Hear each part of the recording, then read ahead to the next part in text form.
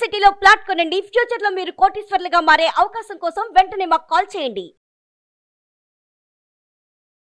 Hi viewers, India's largest digital media network Suman టీవీకి స్వాగతం. ప్రస్తుతం మనతో ఉన్నారు motivational speaker and language trainer Vijaya Bangaru అమ్మ.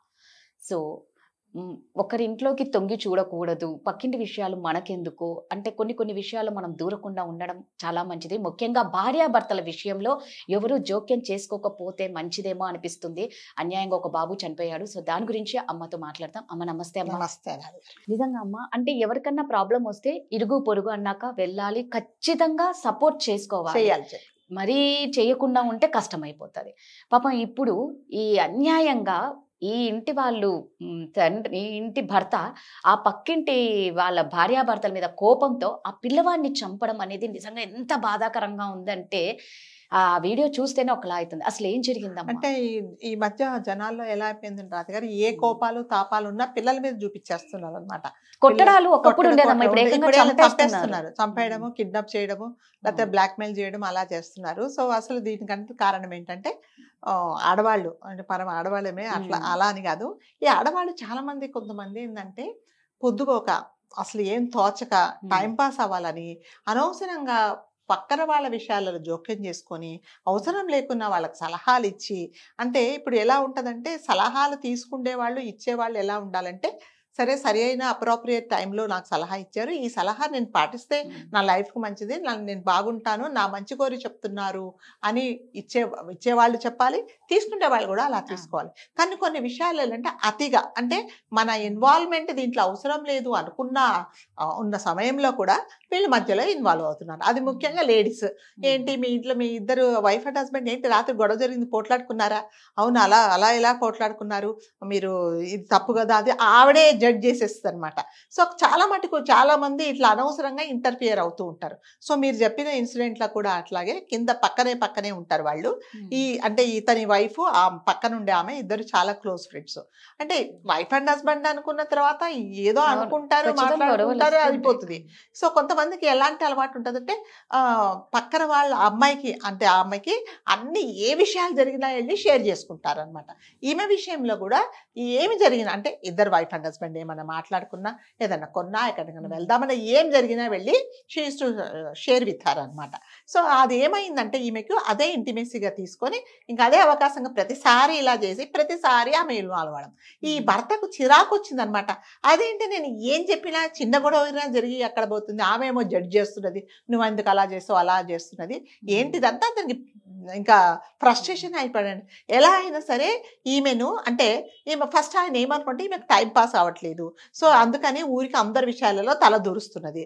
కాబట్టి ఈమెను ఏంటంటే ఈమెను బాధ పెడితే ఇంకా మా విషయాలలో తల దూర్చదు అని అనుకున్నప్పుడు ఏం చేయాలి, అమ్మ మా విషయాలు నీకు అవసరం లేదు, అట్లాగే మా వీళ్ళకి వాళ్ళ ఆవిడకు కూడా నువ్వెందుకు చెప్తావు, వాళ్ళ ఇంటికి వెళ్ళి మనం మాట్లాడుతున్నామని వాళ్ళ వైఫ్కి చెప్పిండొచ్చు. అట్లాగే పక్క ఇంటికి వెళ్ళి అమ్మ నీకెందుకు మా విషయాలు, మొగుడు పిల్లల తర్వాత మేము ఏదో మాట్లాడుకుంటాం, నువ్వు అనవసరంగా ఎందుకు జోక్యం కలిగించుంటే ఇంకోసారి జోక్యం కలిగించుకోకు, ఇది మంచి పద్ధతి కాదు, నీ ఇంటి విషయాలు నీకు, నా ఇంటి అని చెప్పినా బాగుండేది.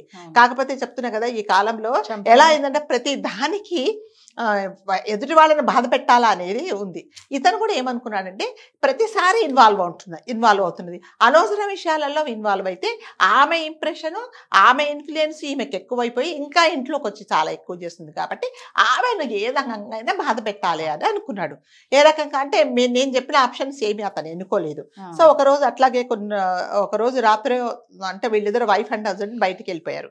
అంటే కొన్ని ఇళ్లలో అంటే ఈ బస్తీ లాంటి టైపులలో ఏంటంటే జనరల్గా వాళ్ళు వెళ్ళేటప్పుడు ప్రతిసారి లాక్ చేసుకోరు ఇల్లు, ఊరికే గొళ్ళాలు పెట్టడము, లేకపోతే బయటకు వెళ్తున్నానని ఇప్పుడే వస్తానని చెప్పడం అనేది వీళ్ళకి అలవాటు. ఎందుకంటే అందరూ అంత క్లోజ్ గా ఉంటారు.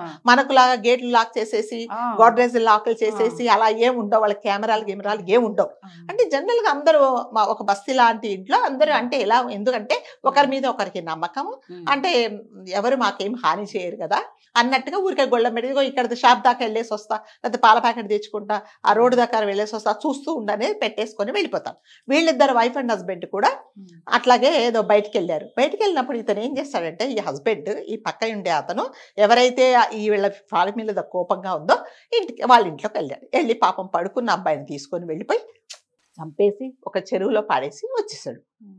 అంటే అంటారు కదా అంటే ఏమాత్రం నిర్దాక్షిణ్యంగా అరే ఈ అబ్బాయి ఏం చేశాడు, ఈమె కదా మా ఆవిడ విషయంలో ఇన్వాల్వ్ అవుతుంది, వాళ్ళతో నేను మాట్లాడుకోవాలా, వాళ్ళతో సెటిల్ చేసుకోవాలనుకోకుండా అంటే ముక్కు పచ్చరాలని పిల్లవాడిని బలి తీసుకున్నాడు. ఇంటికి వచ్చి చూస్తే కుర్రవాడు లేడు. అదేంటి ఎక్కడ పోయాడు అంత వెతికిన తర్వాత లేడని చెప్పేసి వాళ్ళకి పోలీస్ కంప్లైంట్ ఇచ్చారు. ఇచ్చిన తర్వాత అసలు ఏంటి ఎందుకంటే మాకు ఎవరి మీద అనుమానం లేదన్నారు. తీరా చూస్తేనేమో మరి అప్పుడు వాళ్ళకి అనుకున్నారు, నేను ఈ వీళ్ళ విషయంలో చెప్తున్నా కదా, ఇతను 2-3 సార్లు మా మీద అంటే ఈవిడ చెప్పేదనమాట, మా ఆయనకు చెప్తే మా ఆయన కోపడుతున్నాడు, నీకెందుకు చెప్తున్నావని అనేసి ఆమెకి అనుకొని అతని మీద కంప్లైంట్. తీరా చూస్తే చేసింది అతనే. ఎందుకు చేసావు అంటే మా విషయాలలో ఇన్వాల్వ్ అవుతున్నది కాబట్టి నేను ఇలా చేశా అంటే నిజంగా అది నా సమస్యకు పరిష్కారమా? ఆ చంటి పిల్లోడు అసలు ఏ లోకం తెలియని అబ్బాయి మీ విషయాలే అసలు ఏమున్నది చెప్పండి.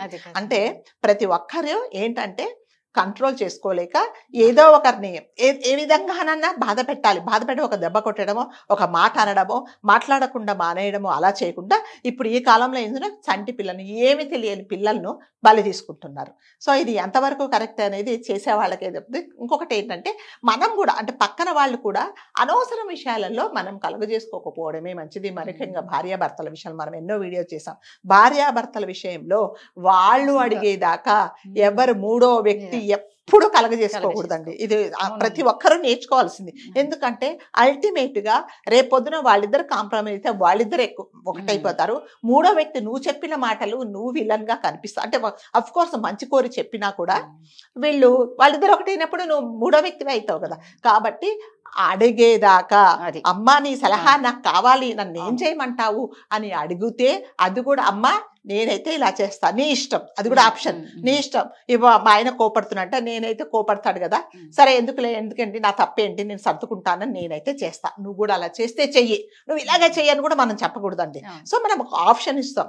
నా ఎక్స్పీరియన్స్ ప్రకారం నేనైతే సర్దుకుంటాను, అట్లాగే నువ్వు కూడా ఏమైనా సర్దుకుంటే వీలుంటే సర్దుకో, ఇలాంటి సలహాలే చెప్పాలి. చెప్పి ఏం చేయాలంటే నీ ఇష్టం, నువ్వు కూడా ఆలోచించుకో, ఇది కరెక్ట్ అంటే చెయ్యి, అంతవరకే మన లిమిట్స్ ఉండాలి. కానీ మనం లిమిట్స్ దాటి ఎప్పుడైతే వాళ్ళతో ఇది చేస్తామో ఇలాంటి కక్షలు పెంచుకుంటారు. అసలు చెప్పింది ఏమీ లేదు, నిజంగా ఇతను సామరస్యంగా పరిష్కరించుకుంటే, లేకపోతే వాళ్ళ ఆయనకు చెప్పొచ్చు, ఇదే మీ ఆవిడేంటి మా ఇంట్లో మా ఆవిడకి ఇలా చెప్తుంది అలా చెప్తుంది, నువ్వు జాగ్రత్తగా పెట్టుకో అది ఇదని చెప్పొచ్చు. లేదురా బాబు వీళ్ళతో ఎందుకంటే హాయిగా అక్కడి నుంచి వెళ్ళిపోయి ఉండొచ్చు వాళ్ళు. అలా కాకుండా పాపం చిన్న అబ్బాయిని చంపేశారండి. ఇది ఎంత మాత్రం కరెక్ట్ కాదు. సో దీనివల్ల ఏంటంటే ఎప్పుడు కూడా ఎవరి విషయాలలో, మరి ముఖ్యంగా భార్యాభర్తల విషయాలలో పక్కన వాళ్ళు కలగజేసుకోకపోవడమే మంచిది. వాళ్ళు చెప్పితే వినాలి, మీకు వీలైతే సలహానే ఇవ్వండి, నువ్వు కంపల్సరీగా చెయ్యాలి.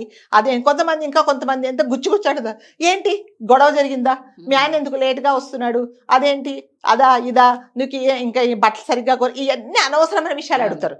ఇంకా ముందే ఇక్కడ పిచ్చెక్కుంటారు కదా జనాలు, అందుకని వీళ్ళు ఏం చేస్తుంటే చెప్పేసుకుంటారు. కొంతమంది ఏంటంటే ఏవి చెప్పాలా ఏవి చెప్పకూడదు అనుకోకుండా అన్ని విషయాలు చెప్తారండి.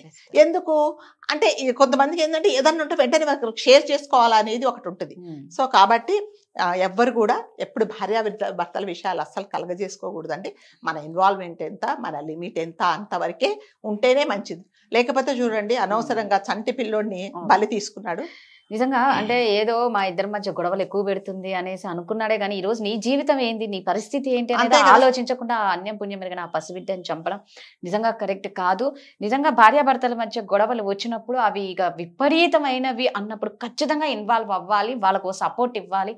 అలా అని మనం ఊరికే ప్రధానికి కన్నా కంప్లైంట్స్ ఇచ్చుకుంటూ ఒకళ్ళొకళ్ళని చెప్పుకుంటూ ఉంటే ఇలాంటి అనొద్దు. కానీ ఇంకా వాళ్ళ నిర్మాణాలు ఇలాంటి పిచ్చి మనుషులు పాపం అన్యాయంగా పసిబిడ్డ ప్రాణాలు పోగొడతారు. థ్యాంక్ యూ అమ్మా.